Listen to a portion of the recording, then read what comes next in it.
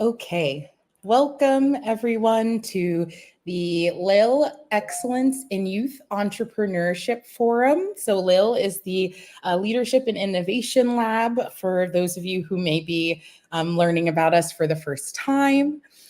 The I-Forum was created to give students an outlet who are doing very well to let us know about their projects and inform us of their next steps and how they may keep interacting with the Lil ecosystem and basically continue providing a great example for the other students that we have.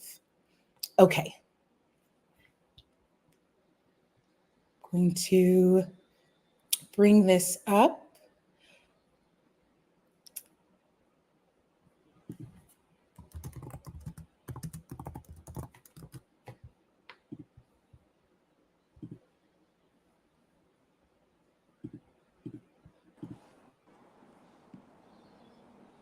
Our first student that we'll have presenting is Alina Huang, who will be telling us about her InspiHER project.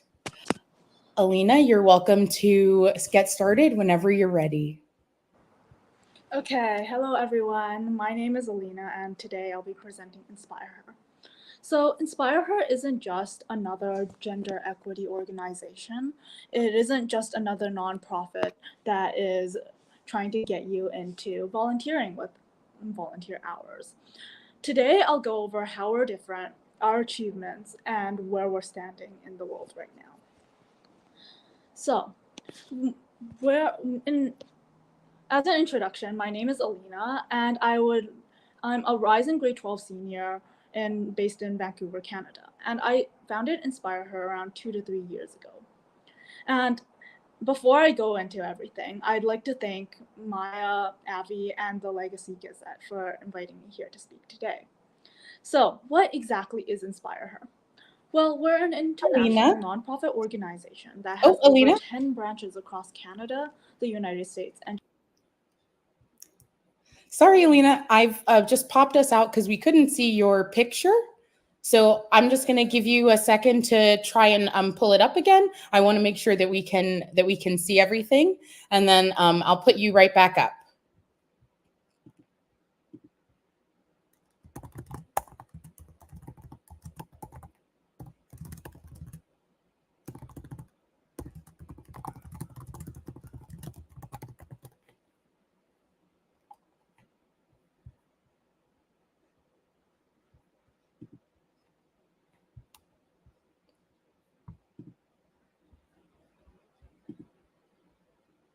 from a mentor.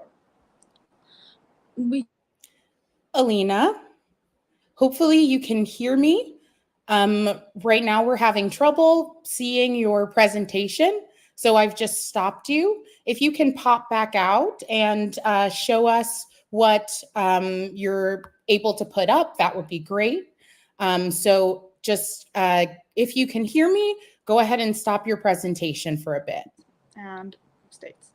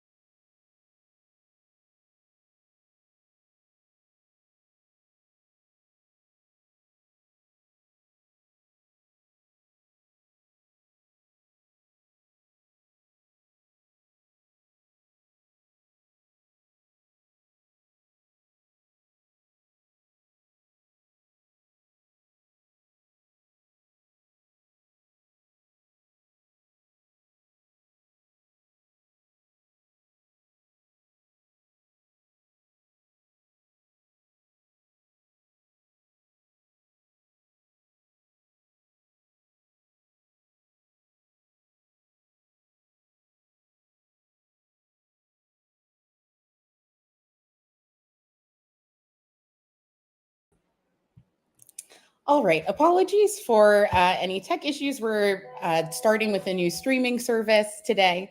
So I'm actually going to get started while we have our other presenter getting ready and share a recording that we have. So give me just a moment.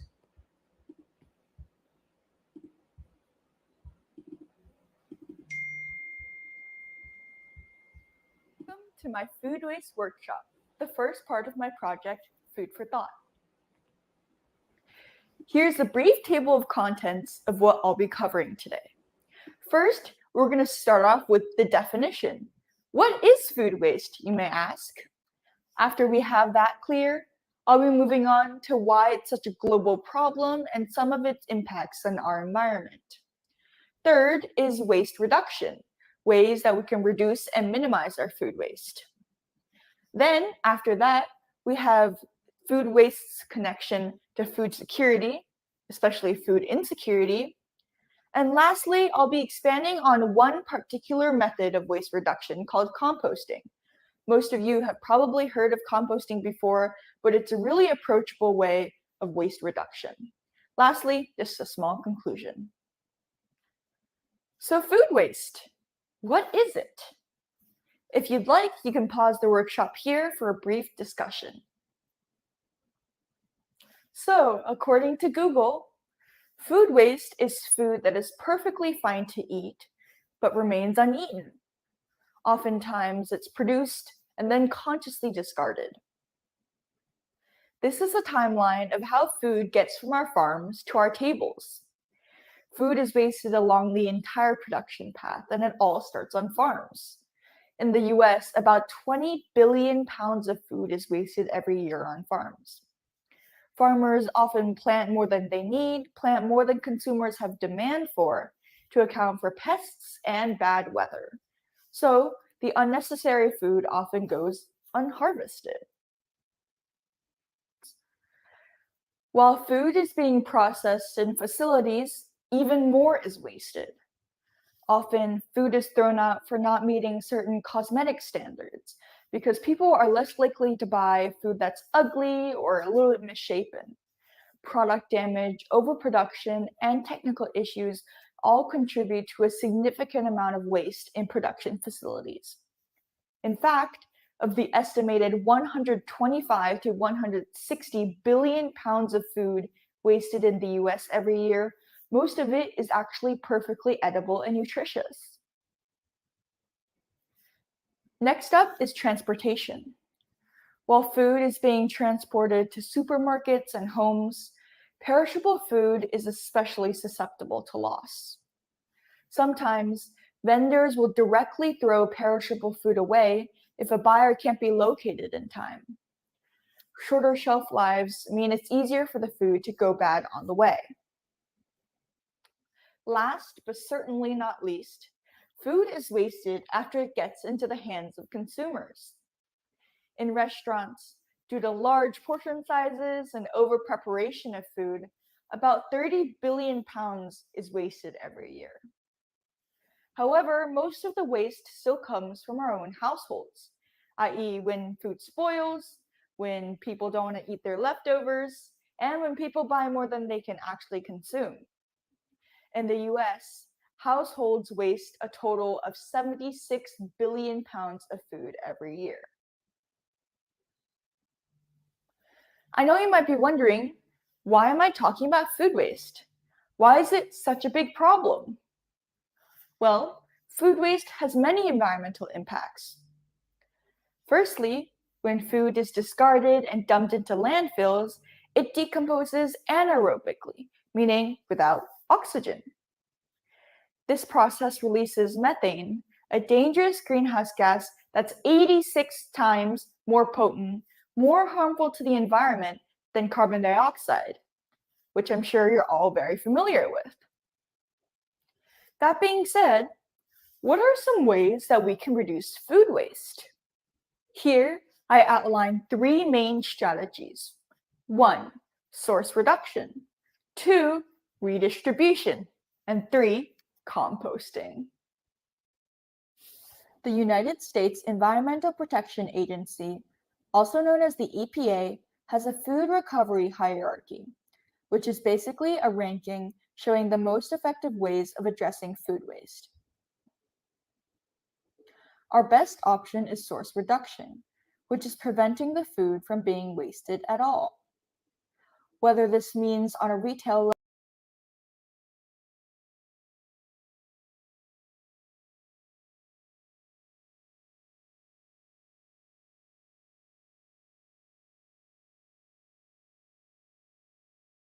waste on farms and in processing facilities, but at home we should also be mindful to waste as little as possible. If preventing the waste isn't possible, then we can use it in meaningful ways by redistributing it and giving it to those in need. Who knows? What you consider to be trash might be beneficial for someone else. Lastly, if we can't prevent waste through source reduction, nor repurpose the waste through redistribution, the EPA encourages composting. Composting is an aerobic process, meaning requiring oxygen, that decomposes organic material into fertile soil. Microorganisms feed on the food scraps and recycle them. Composting is quite easy to do at home, as we'll dive into later. As we can see on this chart, food waste going to landfills is the least preferred, as it produces greenhouse gases and takes up space that could have been used for other trash. To conclude this part of the workshop, I'd like to touch on one last impact, perhaps a more personal one. Food insecurity. Food insecurity is when people don't have access to the food they need to lead fulfilling lives. This is deeply interconnected with food waste, because wasting food on one end means people might not have enough access on the other end. Let's take a look at this informational video on food insecurity.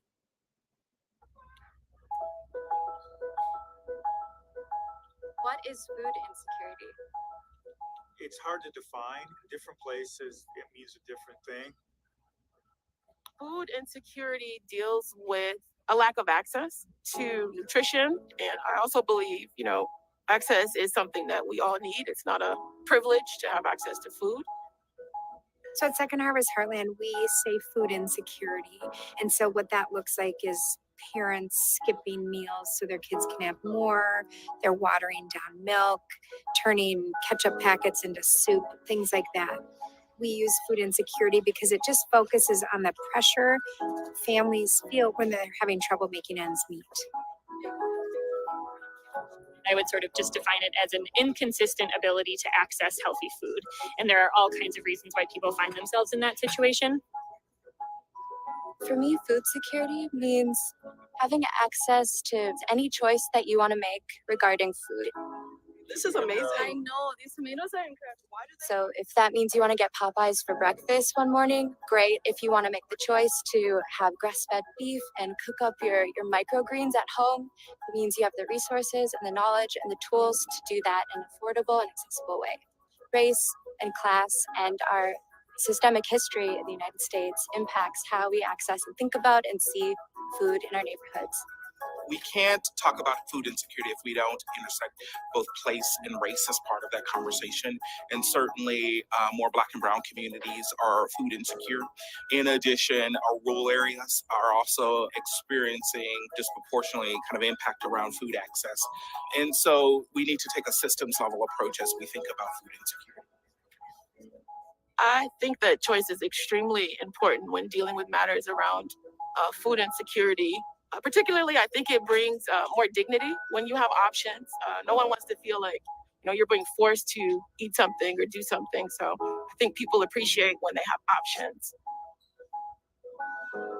Dignity and choice is at the core of what we do every day, and making sure every one of our neighbors can choose what they're eating for dinner.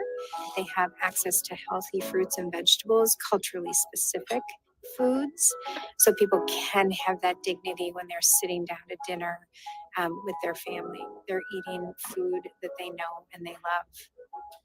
We need to be thinking about policies that promote autonomy so that families can make healthier decisions for themselves and their families. access to nutrition is a basic human right. It's not a privilege. And we know that when people have access to nutrition, they perform better, they are better. Food, that's where we get our vitamin and minerals. So making sure that people have this basic need is literally the right thing to do. Now I'll explore some of the effects. First, on physical health. Food insecurity increases the likelihood of malnutrition and the development of certain chronic health conditions, such as heart disease and diabetes. Second are the effects on mental health. Not having proper access to food can lead to depression, anxiety, and stress. Third is well-being. Being food insecure sometimes leads to social stigma and shame. And lastly are the effects on concentration. Having food insecurity often leads to decreased concentration and a lack of focus, which can negatively affect people at school and in the workplace. Most compostable material can be split up into two categories: the greens, which are, green and nitrogen rich, and the browns, which are full of carbon. Some examples of greens are fruit and veggie scraps, grass clippings, coffee grounds, paper filters, paper tea bags, and crushed eggshells. Some browns include dry leaves, anything to do with dry plants, shredded paper, shredded brown bags, shredded cardboard, and wood chips.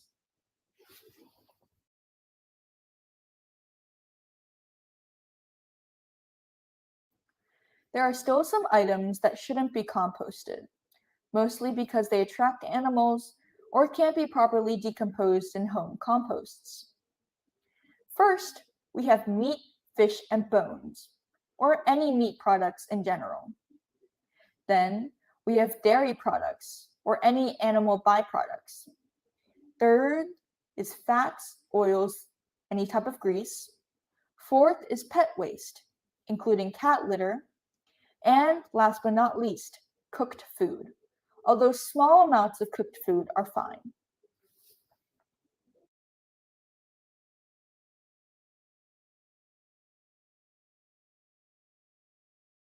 Here are some brief instructions for composting, although they may vary region by region. First, you have to collect your browns and your greens. Next, you should organize a space for composting.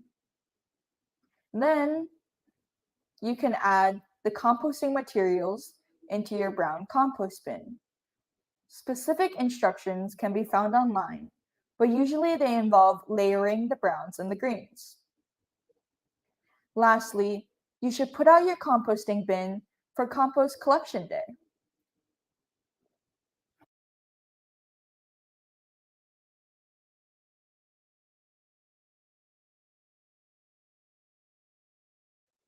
As I'm about to close, I'd like to briefly introduce the other part of my project, my AI model, SmartFridge. SmartFridge is a user-friendly interface designed to keep track of what food you have at home and their expiration dates. With many versatile input options, such as taking photos of your fridge, taking scans of your receipts, or you can even manually type things in, the model accurately and effectively synthesizes what you have. It then gives comprehensive information on each item and can even recommend recipes based on select ingredients. This is especially helpful when trying to get rid of certain foods. For more information, please see my website under the Solutions tab. Thank you all so much for tuning in to this workshop. If you have any questions, feel free to email me at the email here, or for more information, you can visit my website at foodforthought.earth.com. All right, see you next time.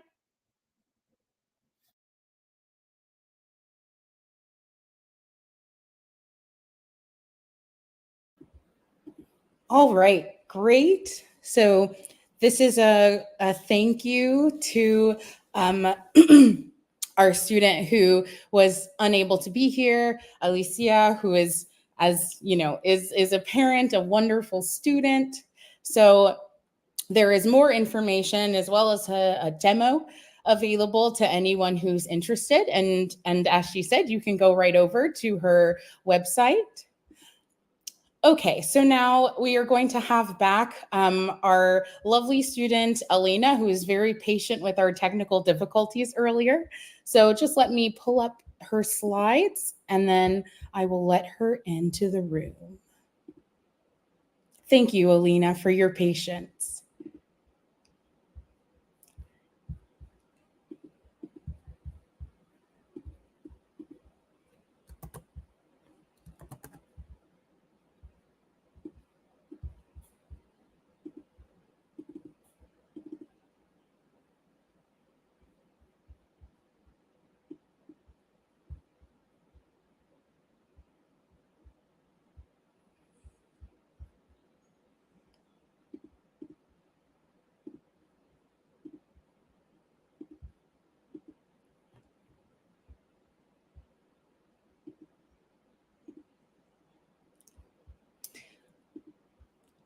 Okay, Alina, if you want to unmute yourself, you're welcome to get started, and I'll put this on slideshow mode for you. I just want to double check. Am I audible? Yes, you are audible. Ooh, Perfect. Okay, that's good. Awesome. Okay, starting off. Okay, InspiHER isn't just another nonprofit offering you volunteer hours or just another empowerment organization. Today, I'm here to show you how we can benefit you. Whether you're a student looking for high application rewards or someone who just wants to explore business more. With us, you can get involved with minimum effort. So hey everyone, I'm Alina and I'm a rising senior in Vancouver, BC. And I'm truly honored to be able to present to you today as the founder and president of nonprofit InspiHER. Before I fully get to business, I'd like to express deep gratitude for Maya, Avi, and the Legacy team for inviting me here to speak today. Without them, this wouldn't have been possible. So, personally, I founded InspiHER around 2 to 3 years ago, but you might be asking, what is InspiHER? Well, we're an international nonprofit organization with over 10 branches across Canada, the United States, and Japan. And our organization was born with the idea of providing girls in our communities and across the world the tools to pursue business roles predominantly held by men. But how do we do this? Throughout all our branches, we host 4 main events: fundraisers, workshops, speaker events, and competitions. I'll go into this in more detail later in my presentation. Next slide, please. So a few achievements that we've currently achieved include, with our program support, 5 members have been accepted to internships where they can gain first-hand business experience through a mentor.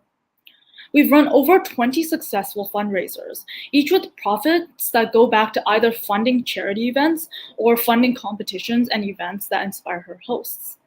So far we've extended workshops and funding to 146 girls in our branches, with plans to, of course, reach more next year. So by giving girls these resources to begin their business journeys, we target equity from the bottom and slowly build upwards. Okay, next slide. Let's look at the statistics. In business, connections can drive a career. Connections are practically your career itself if you ask many of the top business people in the industry.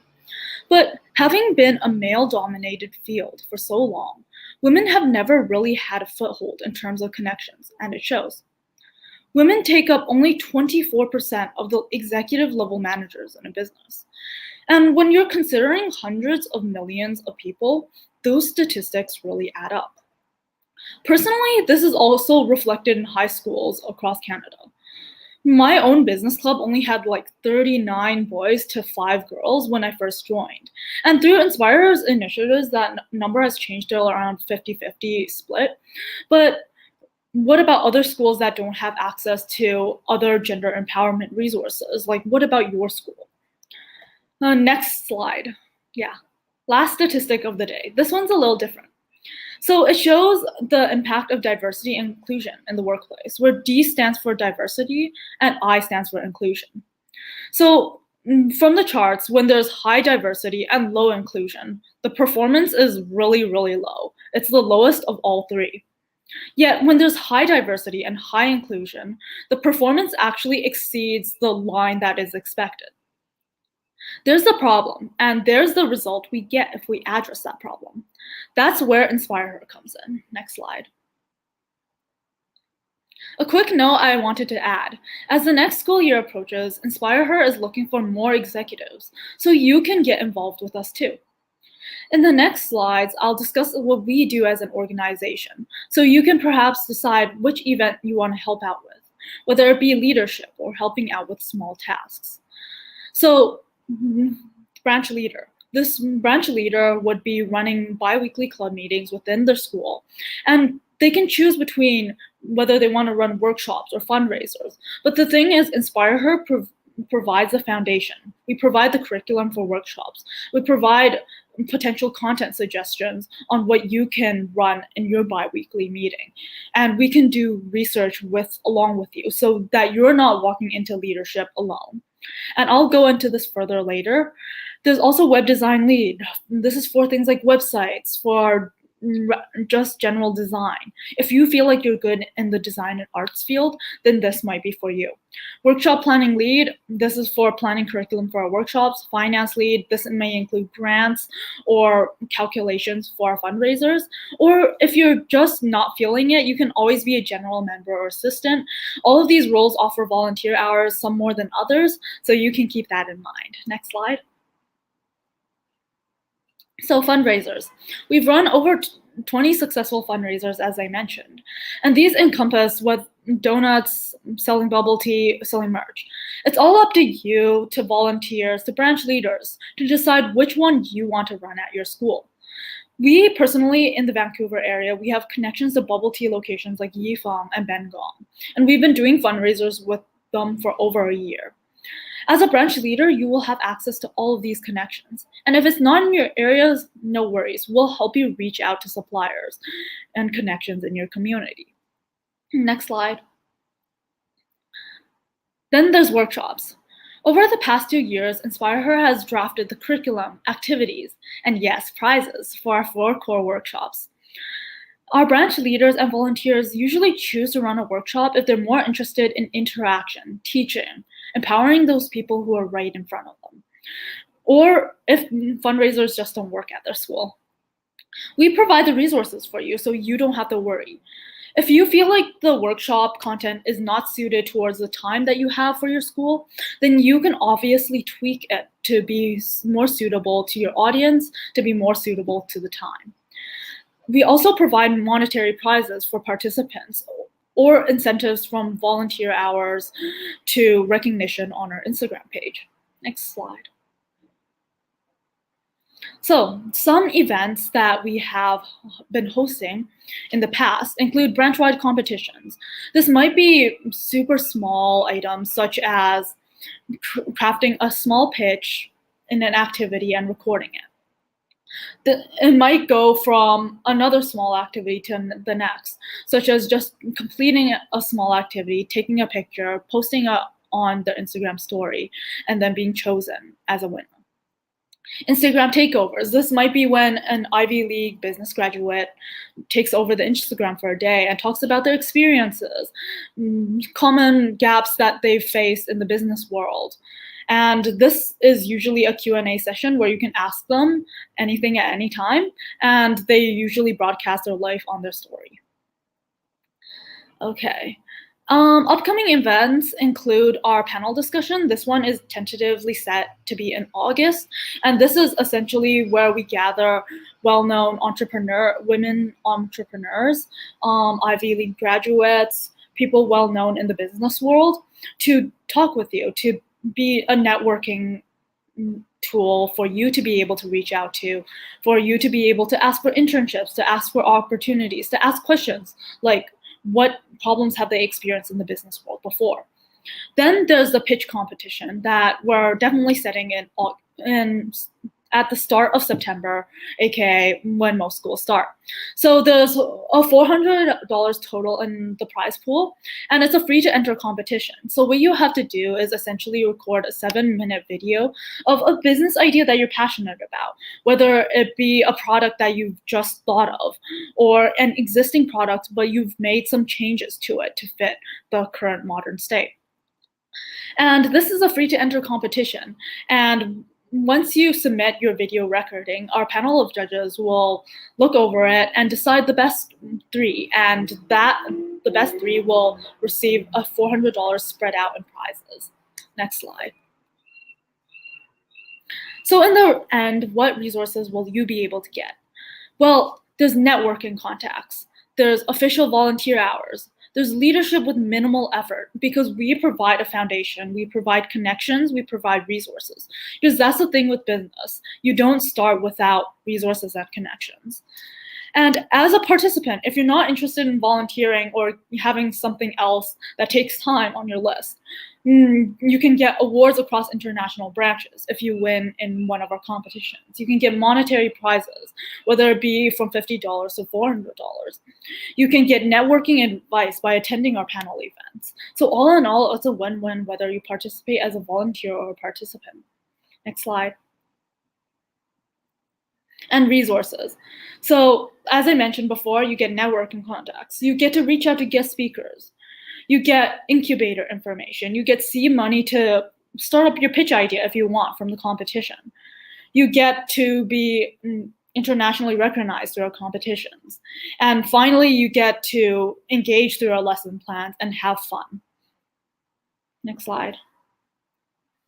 So that concludes my presentation. You can follow us at our Instagram, that's above. And there's also the descriptions to the executive roles in our Instagram link tree. And that's our website link tree, our email, and the executive apps. I put that as a quick QR code there, but you can also screenshot the slide and just like access the link tree website. From there, you'll be able to navigate to the executive apps document and apply from there. So you don't have to rush when it comes to executive apps. And any questions? I'm not sure whether this will allow questions, but I will take any if yes. That's amazing, Alina. So at this moment, no, I don't have it open for questions. So you're free to, pat yourself on the back for an excellent presentation. We appreciate having you here. Your project is so inspiring. I see the Instagram posts all the time, and it makes us so happy to see you thriving. So thank you for attending. I'll let you go on your way if you wish. And we will move on to our third and last student who has a very interesting project about Latin for those of you who are interested in the classics. Okay, let's see.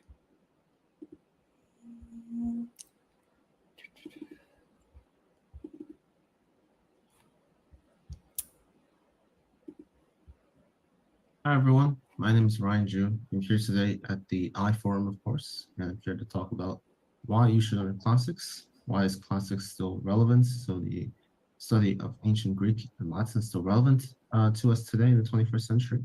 Yeah, here's my presentation. I'll start off with an introduction about myself, and I'll talk about influence that classics have on day-to-day topics that we're more familiar with to show why classics is so relevant to us. And finally, I'll talk about my project. So I started to learn Latin in 6th grade. I will be a high school junior very soon, which means I have just finished my 5th year of consecutive Latin learning in school. And I have some experience in ancient Greek as well, although not systematic learning. I'll first talk about influence that classics have on Western religions, and by Western religions, I'll focus mostly on Christianity. When it comes to Latin in a religious context, there is a misconception that I think needs to be corrected, and this misconception exists in pretty much all parts of Latin, but I think it's especially important that we address that in the religious context. And what it is is that people think that when the Latin is the language, and while that on its own is not necessarily incorrect, that language, the term to use for Latin is not necessarily wrong, but people associate that sometimes with that Latin never evolved. Latin existed, people wrote in it, people spoke Latin, and then it just disappeared. No one spoke it, and then so it died. And that's not really true because Latin actually went through, actually evolved a lot and evolved almost because of church. So as I try to explain the misconception, I first need to actually talk about Greek, which is the obviously the other part of classics. And about Greek, I'll talk about Septuagint. So to anyone that doesn't know, the Bible was originally written in Hebrew, and the Septuagint is basically the Greek translation of the Hebrew Bible. And that existed in between 300 and 400 BCE.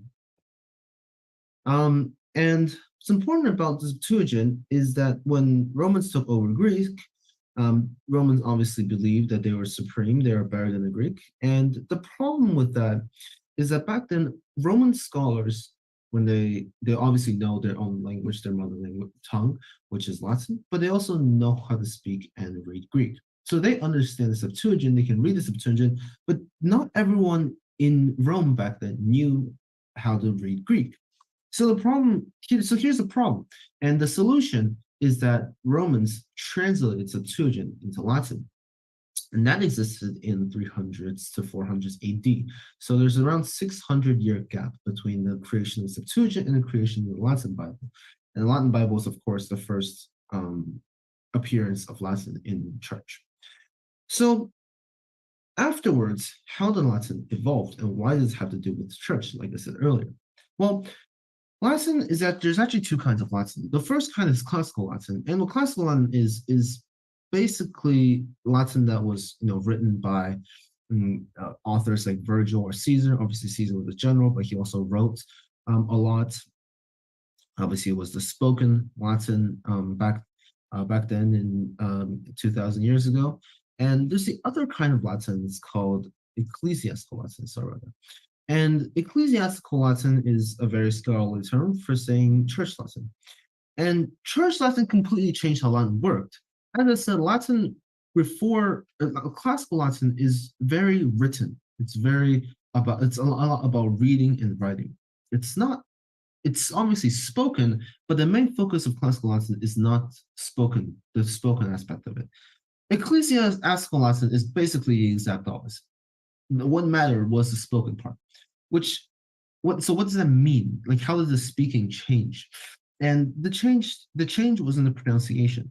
The pronunciation of ecclesiastical Latin is completely different than classical Latin, and it's adapted to be more like the song, the hymns of in the Bible, in the book, and something like that.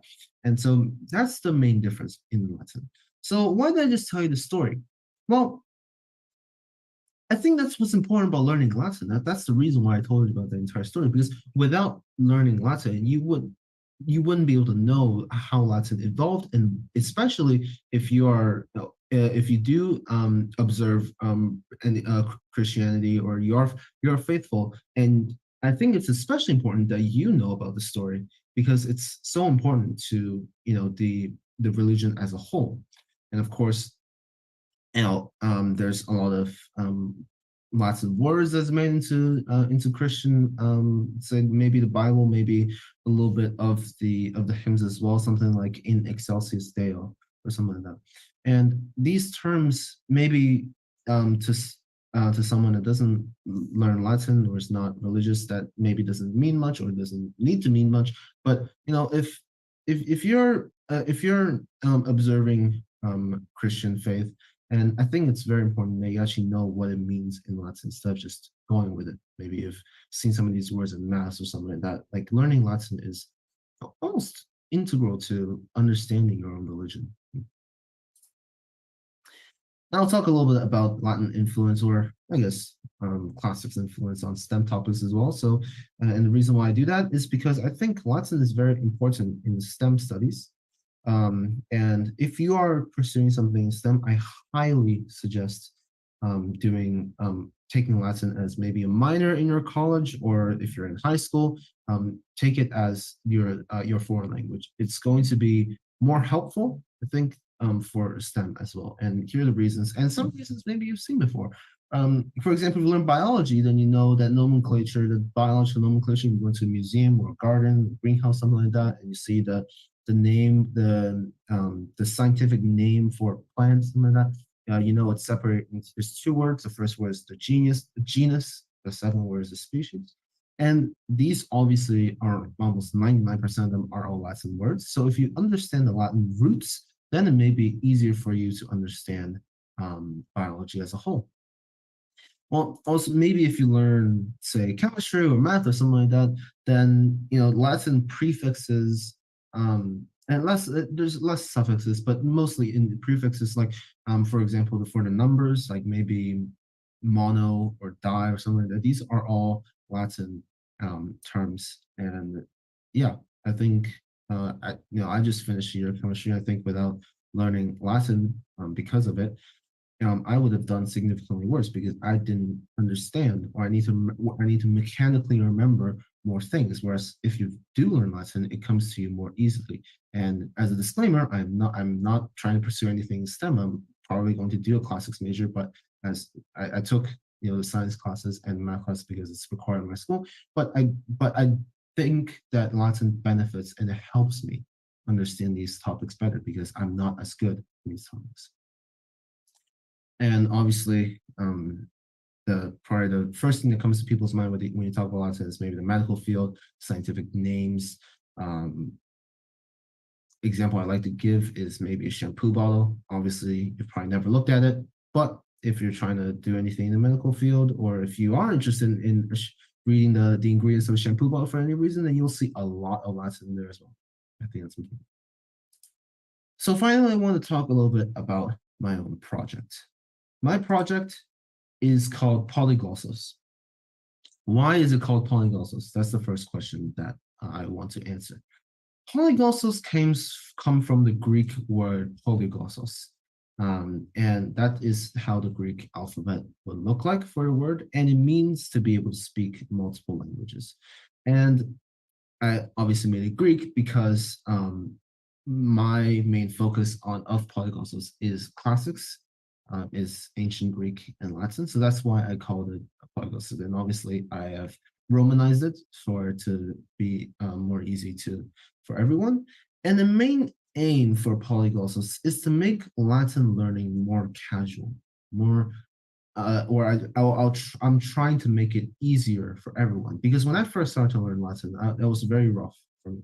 Yeah, I actually thought about quitting learning Latin, and I'm glad I didn't, because it's such an important language. It's the root of English. It's the root of pretty much any other Romance language. It helps me understand English grammar to some extent, and that all came from Latin. And because it's so important, and because it seems hard to pick up, with Polyglossos, I'm trying to make the process easier. And some of the aims, some of the things that I want to do with Polyglossos is to have maybe some discussions, some panels about how to learn Latin. I've written a book that is my Latin compositions for beginners, and I am going to be publishing that book very soon, and I'm posting on Instagram at polyglossos _ and the content on Instagram is Latin phrases.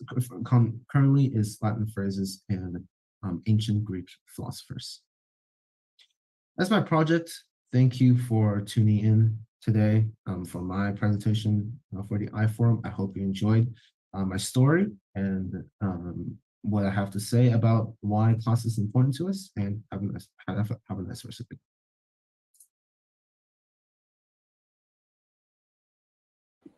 Okay, awesome. Thank you, Ryan, for whenever you're able to see this. And thank you to everyone watching for seeing what our incredible little alums are up to. What these students are capable of doing is very impressive, and it gives us all hope because they are our future. So thank you to all of our students who either sent in a presentation or live presented today for our first iForum. And we look forward to doing this for you again, hopefully on a bi-monthly schedule. And have a good weekend, everyone.